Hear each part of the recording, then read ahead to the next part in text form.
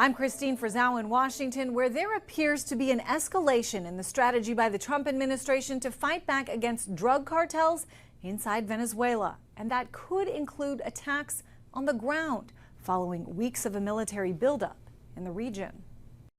Up to this point, U.S.-led attacks on so-called drug boats from Venezuela have taken place in international waters. The government of the Dominican Republic, which said it worked alongside the U.S. on a recent mission, later shared these pictures. It says show some of the more than 300 packages of cocaine recovered from the boat.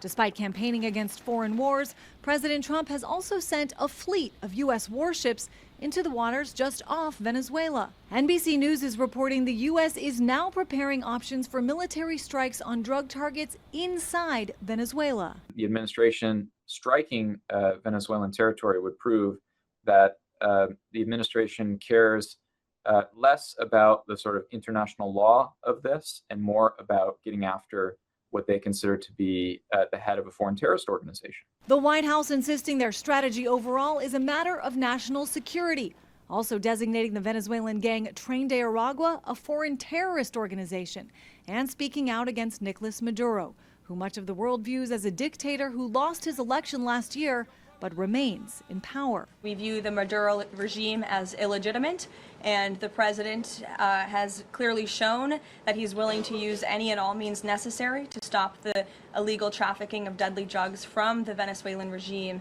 into the United States of America. Venezuela responding by staging military drills, also accusing the U.S. government of trying to remove Maduro from power. There is the criminal aggression that in the last decade has been waged against Venezuela to allow external powers to get their hands on Venezuela's natural resources and usher in a so-called regime change. Now, according to reports, the strikes inside Venezuela could happen within the next several weeks and would primarily focus on drone strikes against drug trafficking group members and drug labs.